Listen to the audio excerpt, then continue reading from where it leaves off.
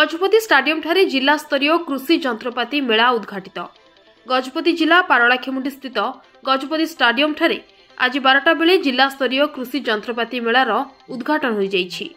मुख्य अतिथि भावे गजपति जिलापाल विजय कुमार दास, सम्मानित अतिथि भावे पौर परिषद अध्यक्षा अतिरिक्त जिलापाल राजेन्द्र मिंज, मुख्य उन्नयन अधिकारी तथा निर्वाही अधिकारी जिला परिषद डॉक्टर गुणनिधि नायक, जिला मुख्य कृषि अधिकारी ए राम प्रसाद पात्र, कृषि अधीक्षक जंत्री कृषि और कृषक सशक्तिकरण विभाग, कृषि भवन भुवनेश्वर श्री प्रदीप कुमार महापात्र, सेंचुरियन विश्वविद्यालय आर सीतापुर, डीएन डॉक्टर सत्यप्रकाश नंद प्रमुख मंचासीन होई आज कृषि मेला संपर्क में निज निजर अभिभाषण प्रदान करथिले।